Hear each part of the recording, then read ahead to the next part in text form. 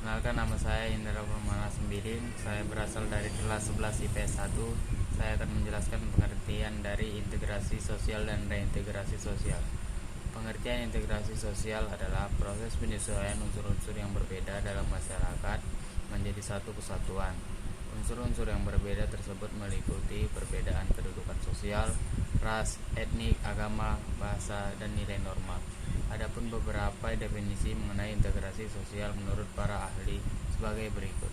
Menurut Suharyono Swekanto, integrasi sosial adalah sebuah proses sosial individu atau kelompok untuk berusaha memenuhi tujuan melawan yang disertai dengan suatu ancaman atau suatu kekerasan. 2. Michael Baton menjelaskan bahwa integrasi sosial adalah suatu integrasi sebagai sebuah pola hubungan yang mengakui adanya suatu perbedaan ras dalam masyarakat, tetapi tidak memberikan suatu fungsi penting pada perbedaan dalam ras. Menurut Gilin menyatakan bahwa integrasi sosial adalah suatu proses bagian dari sosial yang terjadi karena suatu perbedaan fisik, emosional, budaya, dan perilaku. Menurut Paulus Wirtomo, integrasi sosial memiliki 3 sifat sebagai berikut. 1. Integrasi normatif, yaitu integrasi yang terbentuk karena terdapat kesepakatan nilai norma. 2. Integrasi fungsional, yaitu integrasi yang terbentuk karena adanya ketergantungan antara kelompok. 3. Integrasi koersif, terbentuk karena adanya paksaan dari pihak-pihak yang memiliki kekuasaan pemerintah. Faktor pendorong integrasi sosial. Faktor pendorong integrasi sosial dijelaskan sebagai berikut. 1. Toleransi terhadap kelompok manusia dengan kebudayaan yang berbeda. 2. Kesempatan yang saling seimbang dalam ekonomi berbagai golongan masyarakat dengan latar belakang kebudayaan yang berbeda.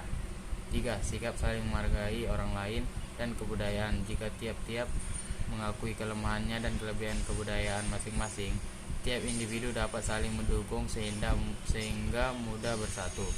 Sikap terbuka dari golongan yang berkuasa dalam masyarakat. Hal ini dapat diwujudkan jika penguasaan memberikan kesempatan kepada golongan minoritas agar mendapatkan hak yang setara yang golongan mayoritas.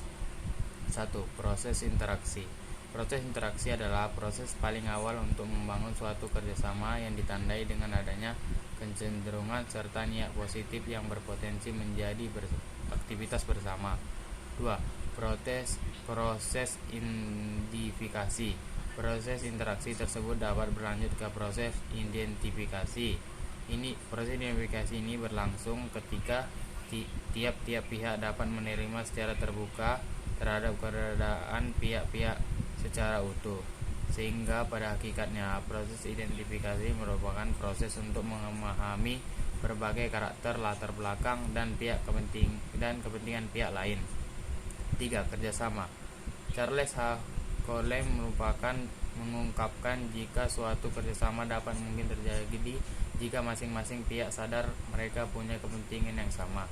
Di saat yang bersamaan pula mereka memiliki pengetahuan dan pengendalian diri yang cukup untuk mencapai kepentingan tersebut dengan kerjasama. Ketika hal ini sudah dipahami masing-masing pihak, maka proses integrasi akan lebih berjalan lancar karena setiap pihak bersedia untuk membuka diri untuk menjalin kerjasama yang positif. 4. Proses akomodasi. Akomodasi dapat dipahami sebagai langkah-langkah untuk menyelesaikan pertentangan tanpa menghancurkan pihak lawan. Dalam proses ini, semaksimal mungkin tiap pihak mencapai kata sepakat dalam memenuhi tujuan dengan tidak merugikan pihak lain. Adapun pihak-pihak yang terlibat dalam proses reintegrasi sosial sebagai berikut. 1. Badan khusus reintegrasi. Badan khusus reintegrasi merupakan badan yang dibentuk guna mendukung upaya reintegrasi dalam proses perdamaian. 2. NGO luar negeri. Kasus konflik dan kekerasan yang sudah menjadi sorotan dunia bersama LSM luar negeri ikut membantu proses penyelesaiannya. 3. Organisasi internasional. Organisasi internasional yang sering terlibat ialah PBB. Reintegrasi sosial menjadi suatu upaya untuk membangun kembali kepercayaan sosial yang telah terjadi di disersasi sosial.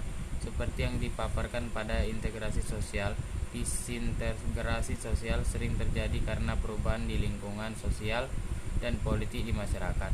Perubahan tersebut menyebabkan norma dan nilai pada masyarakat memudar sehingga terjadilah konflik. Sekian presentasi dari saya. Terima kasih.